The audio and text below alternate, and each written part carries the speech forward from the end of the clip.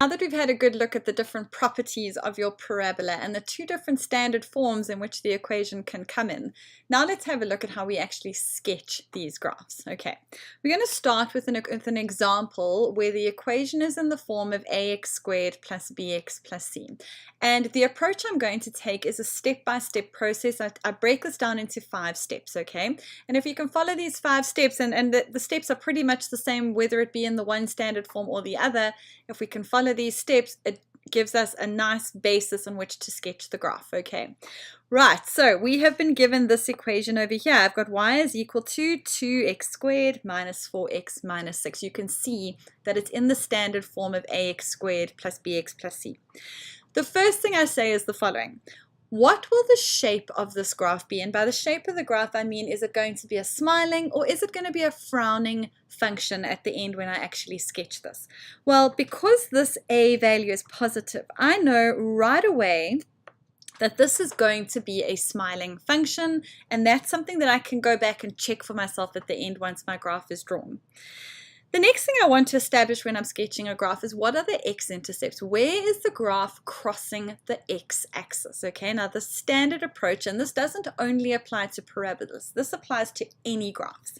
If you are wanting to determine where the line crosses your x-axis, you can do it by working out where letting y equal 0. Think about it for a second. On your horizontal x-axis, at the point where we're actually crossing the line, because it's flat at that point, the y-coordinate on your x-axis is 0, okay? So therefore, if we're wanting to work out where the actual point where it's crossing the horizontal axis, that's the point where y is equal to 0. So that's the logic behind why we're doing that.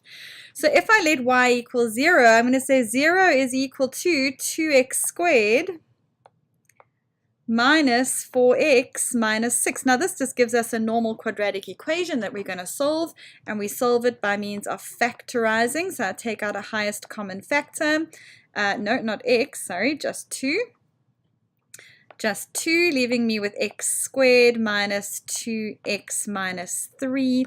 And this time, because this is equal to 0, I am able to divide both the left and the right-hand side by 2.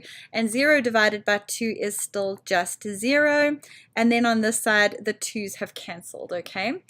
I'm then going to factorize my trinomial. So I need to factorize it, giving me an x and an x, my factors of 3 being 3 and 1. 3 has to be negative and 1 is going to have to be positive. Therefore, we're landing up with 2 answers here. My first value for x is equal to 3, and the second is x is equal to negative 1, okay? Those are the 2 places where the line is crossing the x-axis. So therefore, the coordinates of your first x-intercept are 3 and 0, because remember, we let y equal 0. Or the other place that it's crossing the x-axis is at negative 1 and 0. That's your other point, your x-intercept. Okay. Right, so we've got the shape, we've got the x-intercepts. Next, we need the y-intercept. Now, just as much as I let y equal 0 to work out the x-intercepts, I'm going to let x equal 0 to work out the y-intercept. So if I let x equal 0, well, that means I'm going to say the following. 2 is equal to 2, but instead of x, I've got 0 squared minus 4 times by 0 minus 6, and that's leaving me with y is equal to negative 6. Now let's hang on. Let's think about this for a second. We said in the previous video that if it's in the ax squared plus bx plus c format, then this value over here was the c value, and the c value was the y-intercept. So negative 6 and negative 6. Can you see that that is the y-intercept? So you can save yourself a little bit of working out there if you want to, and you don't actually have to show the working out that we just did there. We can say straight away that the coordinates of the y-intercept is where x is 0 and y is negative 6. Okay, right? Got the shape, got the x-intercepts, we've got the y-intercepts. The next very important point that we need to work out is your axis of symmetry. Remember, the graph has shifted horizontally, and we need to work out how many units to the left or to the right has the graph shifted. So therefore, we have to apply the formula x is equal to negative b over 2a. And remember, the b value was negative 4 and the a value was 2. All right, so therefore negative 4 was the b value, and 2 was the a value. That's leaving me with 4 over 4, and it's giving me positive 1. So what I know is that the graph has shifted to the right 1 unit, and the axis of symmetry is now through x equals 1. What does that mean the turning point is going to be? Well, in order to work out the turning point, remember we substitute 1 into all the x's of the original equation. So therefore it was 2x squared minus 4x minus 6. That was the equation. I'm getting 2 minus 4 minus 6, and that's giving me negative 8. Okay, so therefore the coordinates of your turning point is where x is 1 and where y is at negative 8. And that is going to be sufficient to draw my graph. Okay, let's see what we've got here. Let's go back to the beginning. We knew it had to be smiling, so just keep that in the back of your mind.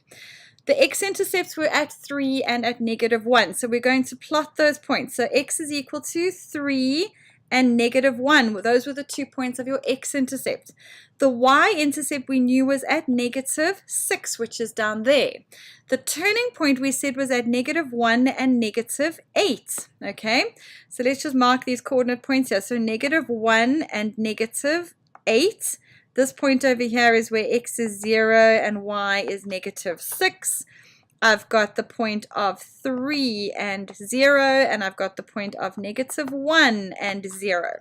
So now if I were to plot the graph, remember we know that it's got to be smiling, okay? We're going to be able to pass through the first x-intercept, through the y-intercept, go down towards your turning point. We're going to be able to turn at this point because don't forget, this is your axis of symmetry, right, which we do need to label. So x equals 1 is how you label that, right? And then it's going to turn around and be symmetrical about the other side. So it's going to turn around and it's going to come back up through there, and we would then have a symmetrical graph. Okay, right, so that would be how you would use all of those points to sketch the parabola. If your equation was given to you in the form of 2x minus 1 squared minus 8, well, we would follow the same process and say, okay, I know that it's smiling because 2 is positive, okay? The x-intercepts, if I let y equal 0, so we had x minus 1 squared minus 8.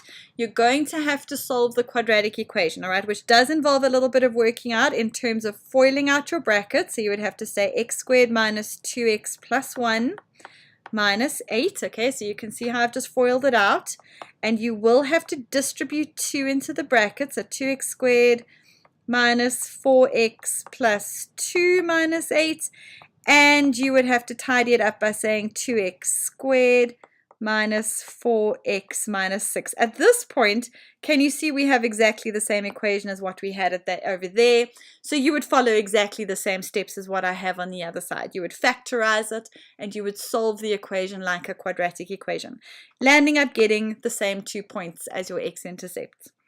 The y-intercept, if we let x equal 0, all right, well, if it's in the form of y is equal to 2, x minus 1 squared minus 8, all right? If I let x equal 0, then we're going to have 0 minus 1 squared minus 8. So you can see that I'm just going to now again just work that out. So that's going to land up being positive 1 minus 8, and that's going to land up being negative 6. Was that the same as what we had over there? Absolutely. Okay, remember, it's representing exactly the same graph. It's just now the coordinates are 0 and negative 6, and that was how we worked it out. So up until now, the way we work out that the x and the y intercepts given the two different forms of the equation are relatively similar. It's when we get to the axis of symmetry and the turning point that we say, okay, well, in this format, it makes life a lot easier because remember, that negative 1, remember, it always changes sign, okay? So that means your axis of symmetry is going to land up becoming x is equal to positive 1, all right? That's the negative p, and then the q value, remember, was the y coordinate of your turning point. So very simply, if x was 1, y was negative 8, and I got that straight from there. That was the two values in your equation, all right? So yeah, if it's in that form over there, It really does make life quite a bit easier with the axis of symmetry. It's just a nice way to get there. All right, and with those same points, you would be able to plot exactly the same graph, because obviously I've just given you the same equation, just in the two different formats. All right. So that is how you're going to sketch your parabola. You're going to approach it by working out the shape, the x-intercepts, the y-intercepts, the axis of symmetry, and your turning point. And if you can work out those 5 values, you can sketch your graph. Okay, so I'm going to practice a couple of them in the next few videos, so make sure you join me there. This is always super important, so you want to make sure you get this right. Well done.